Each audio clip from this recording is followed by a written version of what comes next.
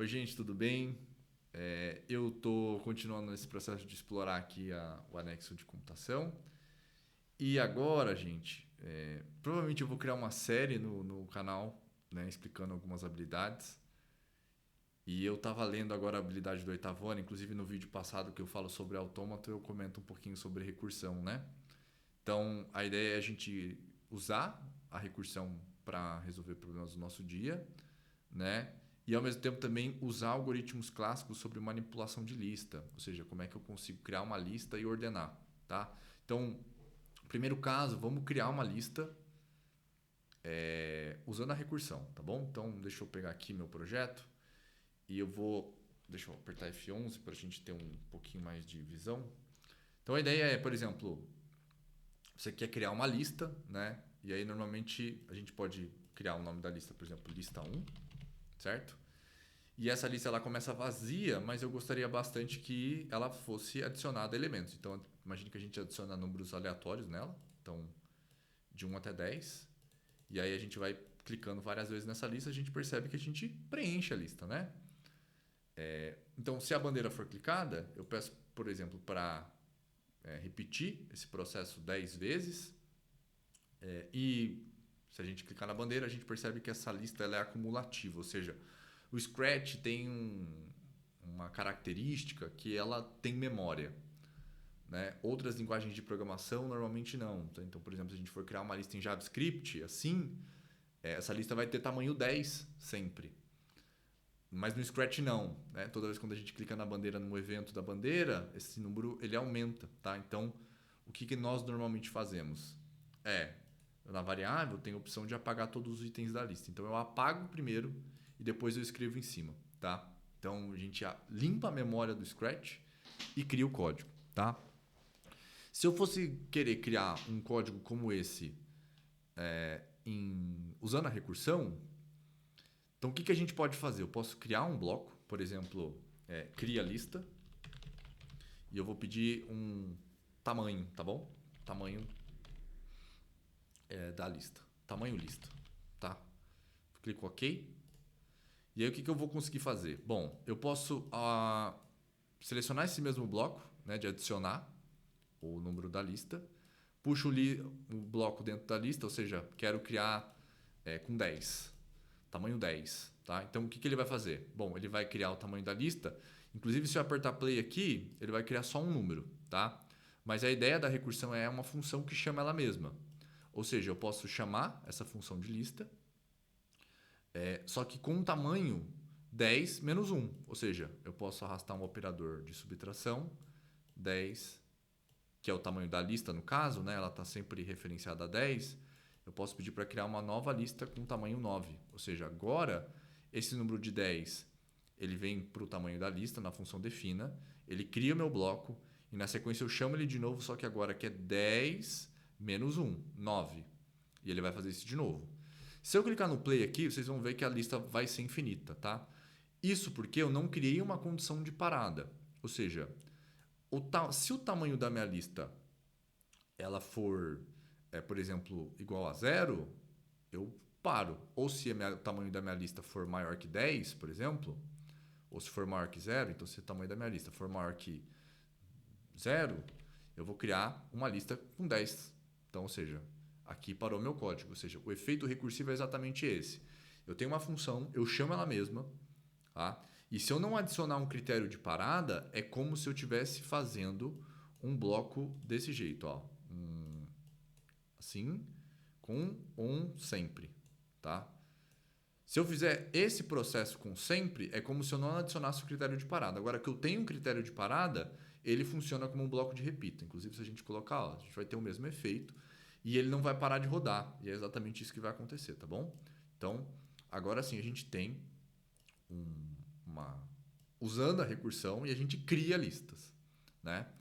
Mas você pode falar assim, pô, Marcelo, mas eu queria ordenar essa lista, né? Porque na habilidade de computação, inclusive a 3 aqui, ó, que nem vocês estão vendo, é manipular algoritmos clássicos, utilizar algoritmos clássicos de manipulação de lista. E aí, normalmente, as pessoas, ou a própria BNCC traz um exemplo, né, de como algoritmo, de como implementar, enfim, como que a gente consegue manipular. No caso do exemplo, tem os métodos algoritmos de ordenação, de inserção, de remoção e de busca, tá? Eu vou programar com vocês esse método aqui, ó, o bubble sort, tá bom? Beleza? Esse método significa o seguinte, tá? Vamos voltar para o Scratch que vai ser mais fácil de vocês entenderem. Ele basicamente ele compara se um valor num determinado índice é maior que o valor do próximo item. Ou seja, ele está comparando aqui, ele começa a comparar se o 7 é maior que o 6, tá? Se isso for verdade, ele precisa trocar, tá bom? Então ele precisa fazer isso. Então vamos lá.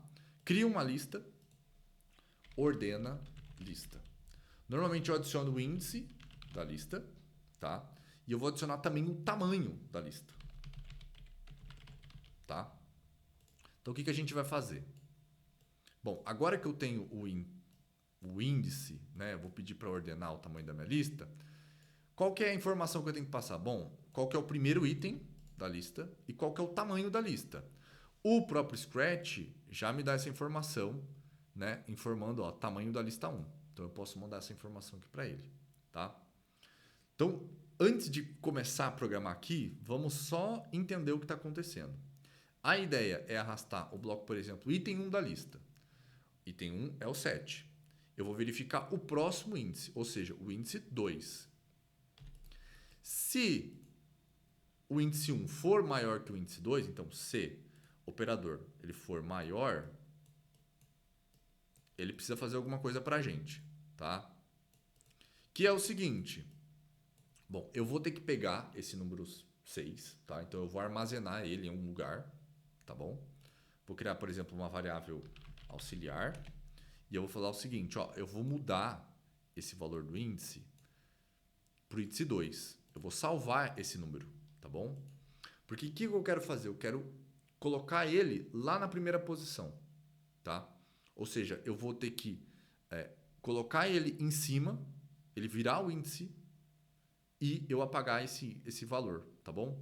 Então, o que eu vou fazer? Bom, eu posso pegar esse índice já e já deletar ele. Então, por exemplo, eu posso pedir para apagar, vamos achar aqui, ó, apague 1 da lista. Se eu clicar apagar 1, na verdade eu queria apagar o 2, né? Então, eu vou apagar o número 6, apaguei o 6. Mas eu preciso escrever ele lá na posição do índice. Então, é como se eu agora adicionasse, vamos adicionar, na posição, na verdade, nem é esse bloco, né? Porque esse bloco vai adicionar no último.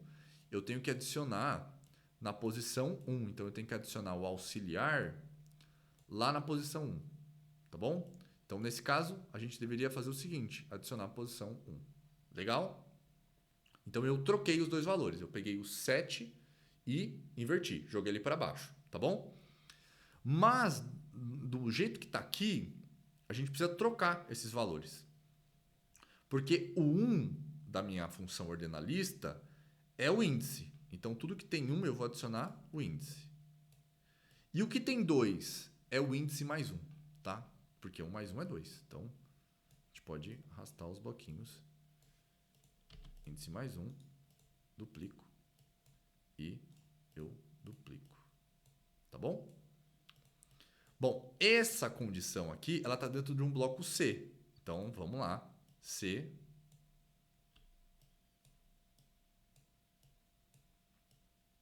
Então, o que ele vai fazer aqui? Ele, normalmente, bom, vamos só tirar aqui o bloco. Vamos criar uma função. Ó, eu preciso de um número que o primeiro índice seja maior que o segundo, tá bom? 5. Agora sim, ó. Então, se a gente clicar, na verdade, aqui não vai funcionar, né? Deixa eu só tentar de novo. Eu deveria clicar aqui. Aí, inverteu. Ótimo. Funcionou. Certo? Vocês perceberam que mudou? Ou seja, meu algoritmo agora está funcionando. O que eu preciso fazer agora? Bom, eu preciso, para continuar minha lista, adicionar o ordenalista aqui embaixo com o índice mais 1. Porque eu preciso pedir para o índice de novo. Tá bom? Então, índice mais 1. Índice mais 1. Porque agora ele tem que ver o seguinte. 9 é maior que 8. Índice 2 é maior que índice 3. E assim sucessivamente. tá? Bom, se a gente colocar esse código para funcionar, vocês vão perceber que o código nem vai parar, tá bom? Mas eu só vou adicionar aqui o tamanho da lista. Mas aqui a ideia ele vai continuar crescendo lá embaixo de um jeito bem louco. Ó, ele não vai parar, tá bom? Mas a gente vai perceber que aqui vai ser impossível de visualizar, né? Vamos fazer o seguinte. Vou pedir para ele parar quando o índice for igual a 10, tá bom? Então, se o índice for igual a 10, eu paro. Então, se C não, então o C não vem aqui. Então, se o índice ele for maior que 9, na verdade, eu acho. Vamos colocar 10 aqui, vai. Ele não vai parar, tá bom? Então, vamos testar o nosso código. Aqui, ó, percebi que tem um índice, ele adicionou um índice, tá? Que é exatamente isso, é o 9, tá bom? Eu vou colocar um bloco diga só para vocês entenderem o que está acontecendo, tá bom? Mas nesse código, nesse algoritmo que a gente criou, o último item vai ser sempre o maior, tá bom? Então, deixa eu só colocar uma aparência para ele dizer o índice por 1 segundo, tá? Só para a gente ver o que está acontecendo, ó. O 10 vai para o 2, vai para o 3, ficou igual, 5, 6, 7, 8, 9, ficou igual. Qual que é a ideia agora? Eu puxar o índice para 2. Então, eu chamo o ordenalista de novo, tá? Na verdade, não é o 2, né? O tamanho da lista tem que ser menos 1. Ele tem que olhar para o tamanho da lista. Agora, esse último número, ele sempre vai ser o menor. A gente pode até rodar nos outros testes para vocês verem, mas a ideia agora não é olhar mais a lista com 10, é olhar a lista com 9, porque o último item eu já acertei. Eu sei que ele é o maior de todos, tá? Então, se a gente colocar nosso código aqui, ó, sempre o último item agora vai ser 10. Então, eu chamo a minha função de novo, por exemplo, a minha função ordena a lista, só que agora o índice vai ser 1 e o tamanho da lista vai ser menos 1.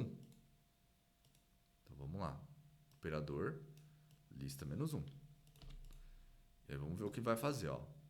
6 virou, o 9 vai descer, o 9 vai descer, o 2 vai subir, o 2 vai subir também, o 9 vai descer. Agora ele vai começar de novo. Ó. O 2, o 9 vai ter que descer tudo. E ele vai continuar. O 2 subiu, o 6 tem que descer, o 5 tem que subir, foi. E assim sucessivamente. Então, ele vai começar a ordenar a minha lista, tá? De uma maneira automática, que a gente já programou. Então, a ideia é que ele termine esse processo. E ele está terminando, né? Ele está lento porque a gente adicionou para organizar em 1 segundo. Só que agora a minha lista já está ordenada. Ó. 1, 2, 2, 5, 5, 6, 6, 9, 9, 9. E ele continua funcionando. Tá? Ele vai continuar a funcionar porque eu não especifiquei qual que é o critério de parada para o tamanho da lista. Ou seja, ele precisa parar quando o índice for 9. Na verdade, nem é 9. Né? Era 9 na primeira interação. Ele deveria parar de organizar, não mais 9, porque o 9 ele já sabe. Deveria ser lista menos 1, tamanho da lista menos 1, tá bom? Então, nesse caso aqui, porque se o tamanho da minha lista está diminuindo, o índice também precisa diminuir. Eu não preciso mais verificar, por exemplo, o que estava no índice 10, no índice 9, no índice 8, a cada iteração. Porque a cada iteração eu estou diminuindo um item na lista, tá bom? Para a gente finalizar, eu posso até remover o bloco de apaga, tá? E começar de novo. Então, a gente pede para ordenar, ele já vem com a lista ordenada, ó. Ele já vem com a lista ordenada. Não importa, eu vou clicar quantas vezes eu quiser, a gente vai ver que a lista vai estar sempre ordenada. Ó. 1, 2, 2, 2, 2, 4, enfim. Ele vai vir sempre ordenada para mim, tá bom? Só que, vocês estão reparando, a bandeira está clicada, porque a minha função ordenalista ela está rodando ainda. Né? É como se ele estivesse ainda funcionando. E não precisa mais, a minha lista já está ordenada. Né? Então, a gente precisa criar mais uma condição. Por exemplo, se o tamanho da lista ele for maior que 1, tá bom? Então, nesse caso, a gente pode adicionar um operador E aqui do lado, da condição se índice maior que o tamanho da lista menos 1, ou eu posso adicionar mais um bloco de controle aqui, tá bom? Então, no caso, é verificar se o tamanho da lista ela é maior que 1.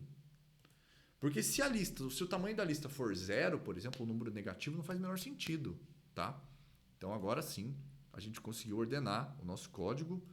E aí, gente, imagine, por exemplo, que eu quero criar uma lista com 50 tamanhos, tá? Eu quero uma lista de comprimento 50. Não tem problema. Ele vai ordenar sempre a minha lista, ó. E ele vai fazer o 4, 5, 6, o 7, o 8, o 9 e o 10. Posso adicionar, por exemplo, números aleatórios até o 50? Posso. Vocês vão perceber que a lista vai estar sempre ordenada, tá? E aí a gente conseguiu agora, além de criar um algoritmo que cria, usando recursão, uma lista, a gente foi capaz também de ordenar essa lista usando o método recursivo, tá bom?